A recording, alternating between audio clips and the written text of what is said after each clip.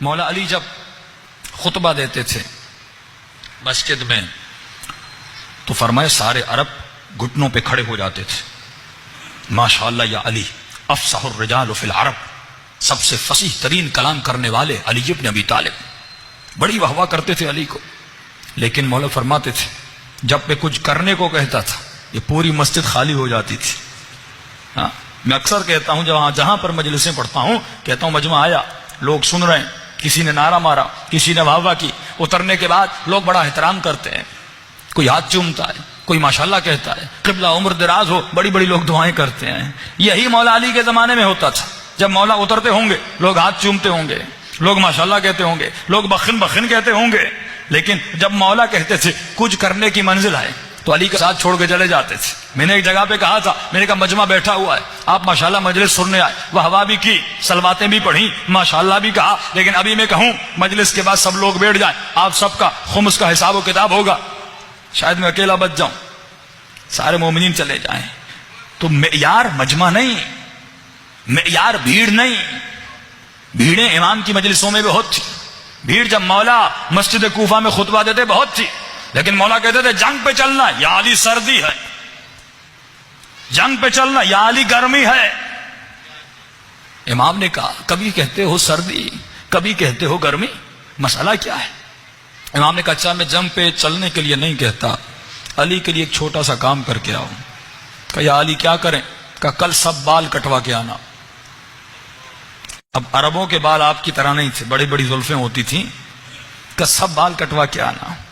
سب نے کہا یا علی یہ کون سی بڑی بات ہے، جنگ سے تو بچ جائیں گے، بالوں کو ہی تو کٹوانا ہے، کیا ہوا؟ مولا کو سمجھانا چاہتے ہیں کہ انسان علی کی راہ میں اگر قربان کرنے پر آئے تو جان قربان کرتا ہے، اور اگر نہ قربان کرنے پر آئے تو انسان کیا کرتا ہے؟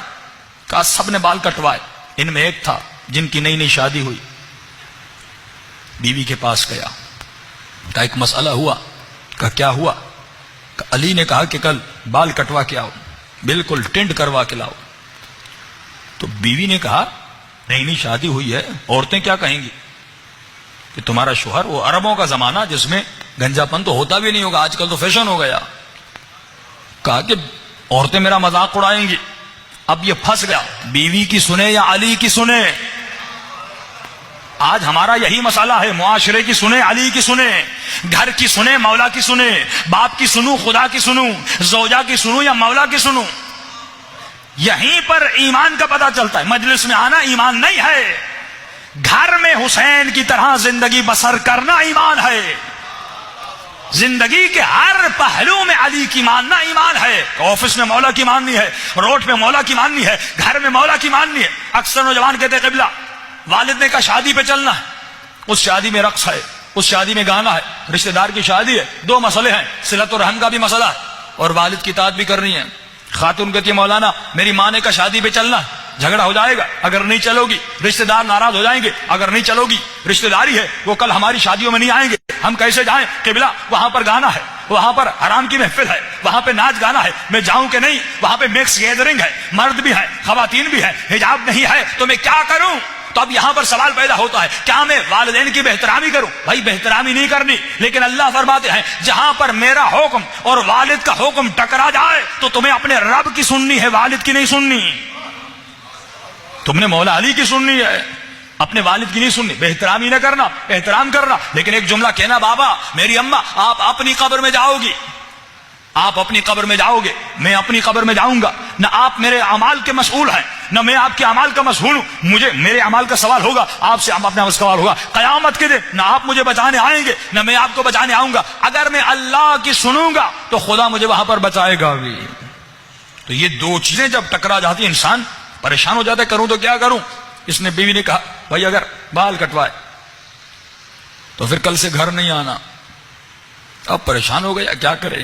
اب بیوی کو کہا سمجھنے کی بات ہے، ہم سب نے علی سے وعدہ کیا ہے کہ بال کٹوا کے آئیں گے، ورنہ علی تو جنگ پہ لے جائیں گے، جو کاٹ کے نہیں آیا وہ جنگ پہ جائے گا. بیوی نے کہا ایک بیچ کا راستہ بتاتی ہوں. کہا کون سا راستہ؟ کہا دیکھو بالوں کو چھوٹا کرو، مکمل مت کاٹو، چھوٹا کر کے ایک سفید کپڑا اپنے سر پہ باندھ دو. علی کو کیا پتا، اب جس کی یہ وہ ہیں جو علی ولی اللہ کہہ رہے تھے، معرفت نہیں تھی، علی کے لشکر میں تھے، معرفت نہیں تھی کہ علی کو نہیں پتا کپڑے کے نیچے کیا ہے، وہ جو زمین کے علوم سے زیادہ آسمان کے راستوں کو جانے، اسے یہ نہیں پتا کپڑے کے نیچے کیا ہے۔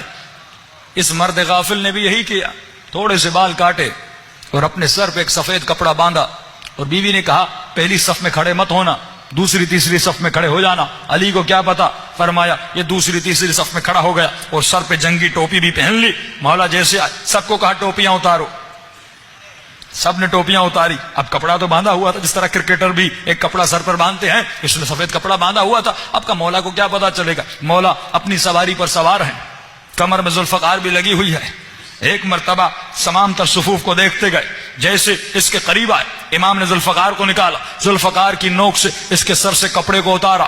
امام نے کہا جب تو علی کی راہ میں اپنے بال قربان نہیں کر سکتا تو کبھی اپنی جان کی بات نہ کیا کرو،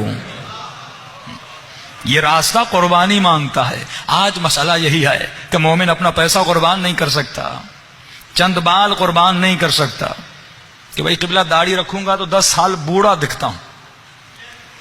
بھائی جنت میں ہمیشہ کے لیے جوان رہنا ہے کہ نہیں؟ جنت میں ہمیشہ کے لیے جوان رہنا ہے تو اپنا چہرہ ایسا بناؤ۔ میری عادت نہیں کہ میں ڈانٹوں، کیونکہ داڑھی پہ میں زیادہ بات پہ نہیں کرتا، کیونکہ پھر سارے مومنین جن کی داڑھی نہیں ان کو دیکھتے ہیں۔ یہ ایک عجیب یہاں پر برائی ہے، وہ بندہ بیچارہ ظاہر ہو جاتا تو گھبرا جاتا ہے کہ مولانا میرے لیے مجلس پڑھ رہے ہیں۔ ایسی کوئی بات نہیں، کیونکہ کچھ کے اعمال باطن کے ہیں، کچھ کے اعمال ظاہر کے ہیں۔ ہو سکتا ہے کوئی داڑھی نہیں رکھ رہا لیکن دوسرے اعمال میں بہت اچھا ہے۔ یہ تمام تر اعمال کا مجموعہ ایمان بنتا ہے۔ یعنی یہ اگر 10 مارکس اس کو لینے ہیں، اس نے 9 تو لے لیے، 1 مارک نہیں لیا، اور مولا فرماتے ہمارا چاہنے والا وہ ہے جو کوشش کرے 10 کے 10 مارکس لے۔ ایمان کے اگر 10 مراتب ہیں، ابو ذر اگر ایمان کے 7ویں یا 8ویں درجے پر تھے، جناب سلمان 10ویں درجے پر تھے، پر میں اس کا مطلب نہیں کہ ابو ذر برے تھے، لیکن ابو ذر کو بھی کوشش کرنی چاہیے تھی کہ 10ویں درجے پر آئے۔ تو مومن کو ہر روز کوشش کرنی چاہیے کہ امام نے فرمایا جس کا آج اس کے کل سے بدتر ہے اور بہتر نہیں ہے وہ ملعون ہے، ملعون ہے۔ یعنی روزانہ کوشش کرو تمہارا ایمان بڑھے، روزانہ کوشش کرو برائیاں نکلیں، روزانہ کوشش کرو کہ تمہارے وجود میں اچھائیاں بڑھ جائیں۔ اب یہ پورا وجود نورانی بن جائے گا۔ جب پورا وجود نورانی بن جائے گا تو امام زمانہ کی معرفت آ جائے گی، اور جب معرفت آ جائے گی تو یقیناً امام زمانہ کی ہم سب کو زیارت بھی ہو جائے گی۔